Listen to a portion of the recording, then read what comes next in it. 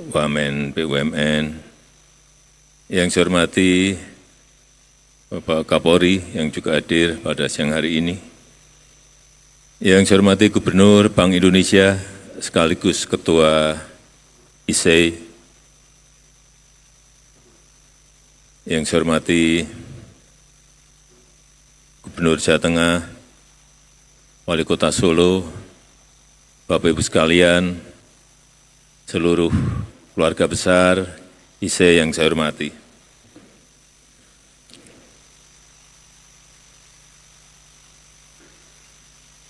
Saya melihat ISEI ini uangnya banyak. Karena tadi cabang yang teraktif saja diberi hadiah 200 juta. Saya melihat dari sisi itu saja, waduh kaya ini, kaya.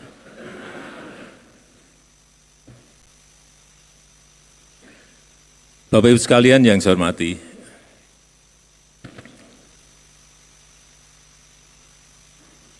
dunia sekarang ini menghadapi sebuah gejolak, ketidakpastian, tantangan yang tidak mudah. Semua negara mengalami, termasuk kita. Bahkan negara-negara maju kalau kita lihat, sudah masuk, banyak yang masuk ke jurang resesi. Yang terakhir Inggris misalnya, sudah masuk ke jurang resesi. Dan yang terakhir kita tahu 96 negara sudah menjadi pasiennya IMF. Ini juga sebuah angka yang kalau menurut saya sangat mengerikan. Oleh sebab itu, kita harus fokus dalam bekerja mengelola ekonomi kita. Kalau Bapak Ibu bertanya pada saya, fokus ke mana? Kalau saya, sekarang maupun ke depan kita harus fokus kepada pasar kerja.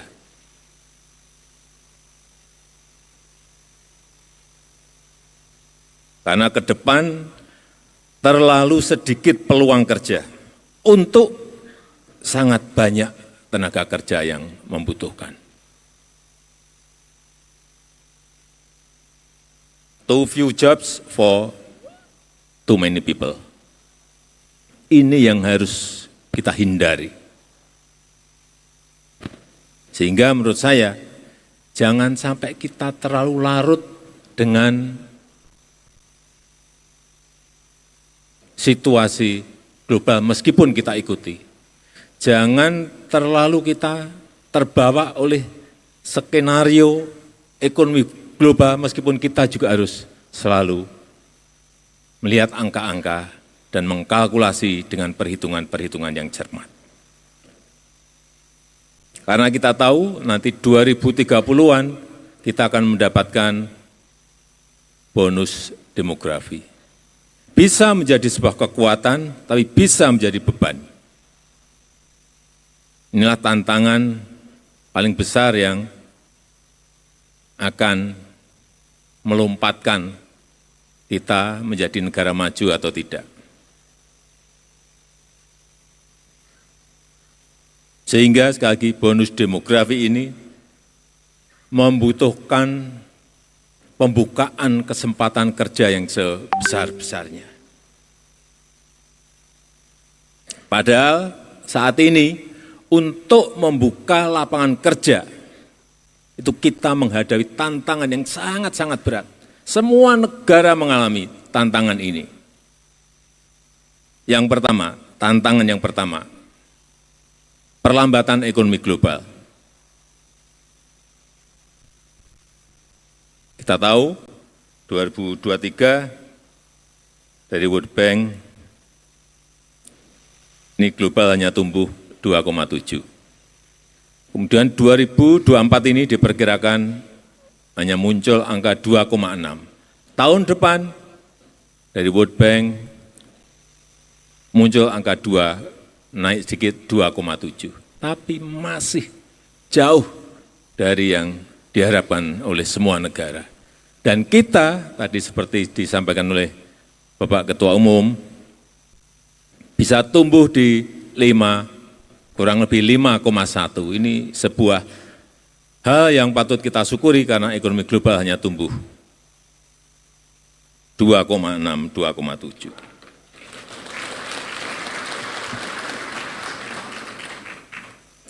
Dan kalau kita lihat juga bank sentral hampir semua negara memperketat kebijakan moneternya karena mengerem agar inflasi tidak semakin naik. Artinya apa kalau moneter direm? Artinya industri pasti akan turun produksinya. Otomatis perdagangan global juga akan turun kapasitasnya. Jadi yang pertama, perlambatan ekonomi global. Tantangan kita di situ. Yang kedua, peningkatan otomasi di berbagai sektor kerja. Semua sekarang ini mulai masuk ke sana semuanya, ke otomasi semuanya. Awal kita hanya otomasi mekanik. Kemudian sekarang muncul AI, muncul analis,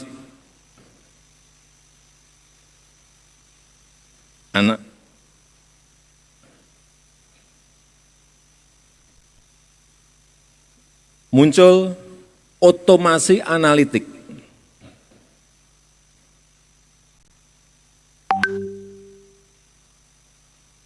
Setiap hari muncul hal yang baru. Dan kalau kita baca 2025,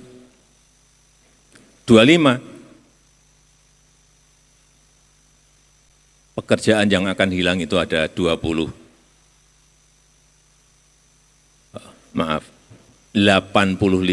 juta. Pekerjaan akan hilang 85 juta. Sebuah jumlah yang tidak kecil. Kita dituntut untuk membuka lapangan kerja, justru di 2025, 85 juta pekerjaan akan hilang. Karena tadi adanya peningkatan otomasi di berbagai sektor. Yang ketiga, yang pertama perlambatan ekonomi global, yang kedua peningkatan otomasi, yang ketiga gig ekonomi. Hati-hati dengan ini. Ekonomi serabutan, ekonomi paruh waktu. Kalau tidak dikelola dengan baik, ini akan menjadi tren. Perusahaan lebih memilih pekerja independen. Perusahaan lebih memilih pekerja yang freelancer. Perusahaan lebih memilih kontrak jangka-jangka pendek untuk mengurangi risiko ketidakpastian global yang sedang terjadi. Ini trennya kita lihat menuju ke sana. Dan yang bekerja itu bisa bekerja di sini, bisa bekerja di negara lain.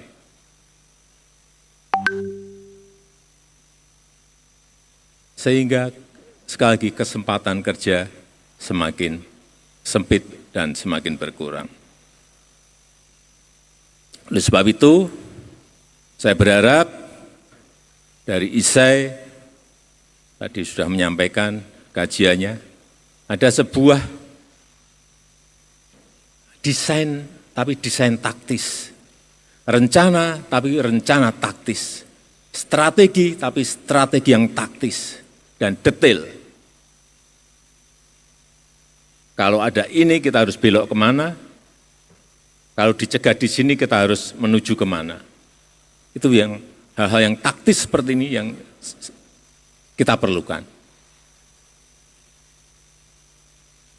Bukan rencana makro yang sulit diimplementasikan dalam situasi yang sangat sulit. Dan menurut saya, tadi sudah disampaikan oleh Pak Gubernur BI, hilirisasi menjadi kunci. Coba kita lihat satu, urusan nikel. Urusan nikel yang sering saya ceritakan, karena ini memang sebuah keberhasilan kita meningkatkan nilai tambah nikel. Dari bahan mentah, nikel ore, masuk ke NPI, nikel pig iron, masuk lagi ke nikel matte, kemudian masuk ke stainless steel. Dan masuk ke turunan-turunan baik garpu, sendok, jarum suntik, dan ratusan turunan lainnya yang ini masih dalam proses semuanya, tetapi paling tidak sekarang kita sudah sampai ke stainless steel. Kemudian yang nikel ore ada lagi nikel ore ke smelter, ke HPAL, ke prekursor, ke cathode, kemudian masuk lagi ke baterai sel. Sudah kejadian dan kita sudah punya industrinya. Untuk nanti kalau kapasitas baterai selnya mencukupi, sekarang ini baru kira-kira 180 ribu mobil yang bisa diproduksi dengan baterai sel produksi kita sendiri. Kalau nanti bisa meningkat menjadi juta, itu kita baru memiliki daya saing yang kuat dengan negara-negara lain. Kemudian tembaga, nikelnya sudah masuk ke tembaga. Setelah nikel kita stop tahun 2020, tembaga 2 tahun yang lalu juga kita stop. Minggu depan akan ada 2 smelter besar yang investasinya kurang lebih 50-60 triliun sudah beroperasi, yaitu di Aman, di Sumbawa, kemudian Freeport di Gresik. Hati-hati kalau kita bicara Freeport, sekarang bukan miliknya Amerika. Karena orang masih, wah Freeport, itu sudah milik Indonesia, itu sudah dimiliki oleh MinID. 51%, dulu kita hanya punya 9%. Dan sekarang sudah kita miliki 51% dan sebentar lagi akan menjadi 61%. Pokoknya kita terus ambil.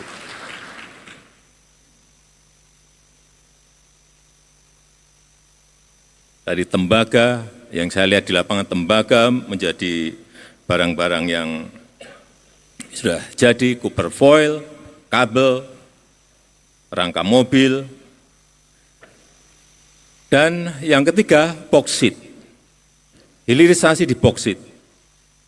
Sudah jadi yang satu di Bintan, kemudian minggu depan saya juga akan resmikan di Mempawah, di Kalimantan Barat. Jadi lagi satu, berarti ada 2.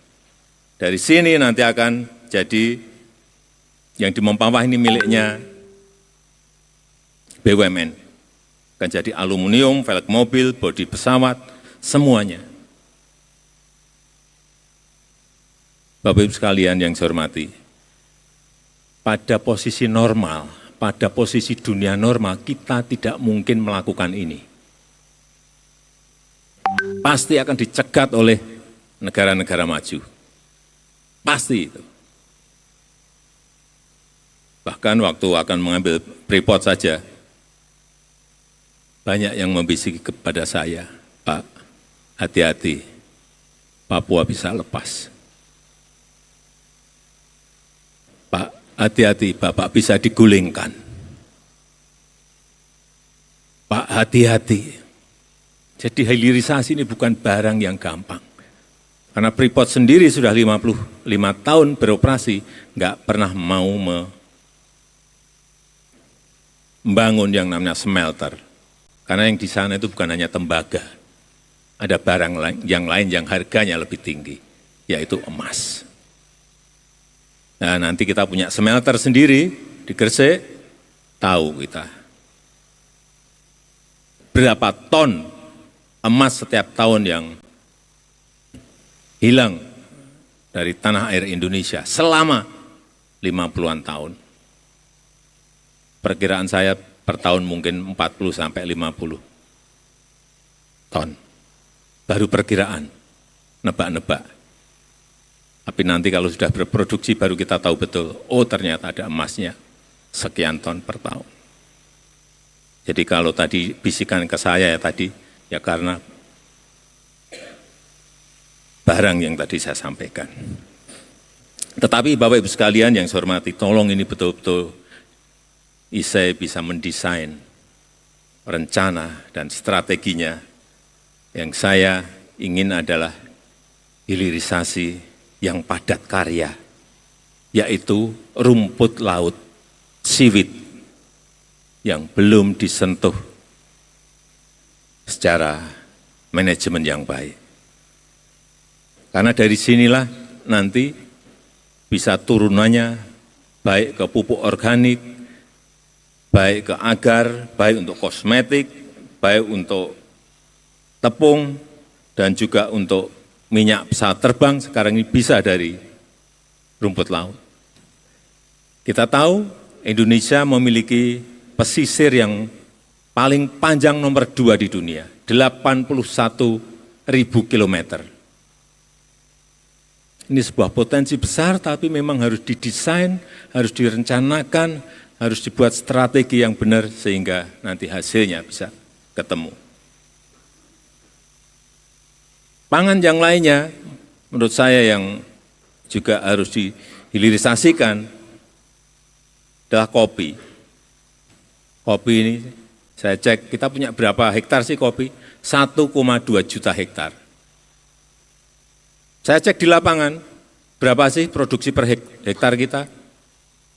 Hanya kurang lebih 2 ton per hektar, atau 2 lebih sedikit, 2,3, 2,5 per hektar. Padahal Vietnam 1 hektar bisa memproduksi 8 sampai menghasilkan 8 sampai 9 ton per hektar. Jauh sekali, masa kita kalah dengan Vietnam? Pada duluan kita. Permintaan semakin naik, harga semakin naik setiap tahun, tapi tidak pernah kita urus. R&D kita, riset kita lemah di sini. Dan juga kakao. Kakao kita memiliki 1,4 juta hektar. Industrinya ada, tapi bahan mentahnya kakaonya kurang, sehingga kita justru impor. Salah besar lagi. Dan yang lain-lainnya, masih banyak lada, nilam, yang ini turunannya akan memberikan nilai tambah yang sangat besar. Saya hanya ingin memberikan sebuah ilustrasi kembali ke nikel tadi. Nikel di tahun 2015, ekspor kita 3 billion US dollar dalam 1 tahun. Artinya 45 triliun rupiah. 45 triliun rupiah.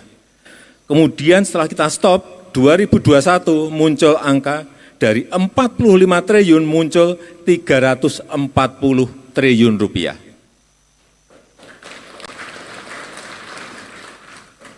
...2022 muncul 520 triliun rupiah. Dan 2023 muncul angka 520 triliun rupiah. Lompatannya coba. Ada yang menyampaikan pada saya, Pak, itu yang menguntungkan perusahaan, Pak. Rakyat dapat apa? Jangan keliru. Kita pungut pajak dari sana, pajak perusahaan, pajak karyawan, biaya ekspor, pajak ekspor, biaya keluar, belum PNBP-nya, penerimaan negara bukan pajak. Sangat besar sekali. Saya berikan ilustrasi saja untuk minerba, tidak hanya nikel, tapi minerba. Di 2015, penerimaan negara bukan pajak, kita memperoleh 29 triliun rupiah. 2023, kita mendapatkan PNBP-nya 172 triliun. Dari 29 melompat ke 172 triliun. Untuk pajaknya saya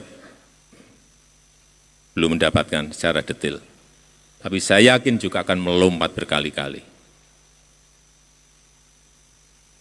Saya rasa penting sekali masukan, input, desain, rencana, dan strategi yang dirumuskan oleh ISEE dalam kongres ini dan menjadi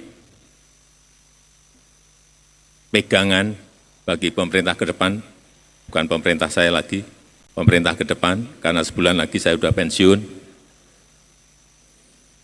sehingga betul-betul arah menuju ke Indonesia emas itu betul-betul bisa kita raih dengan lebih cepat. Saya rasa itu yang ingin saya sampaikan, dan dengan mengucap Bismillahirrahmanirrahim pada siang hari ini secara resmi saya buka.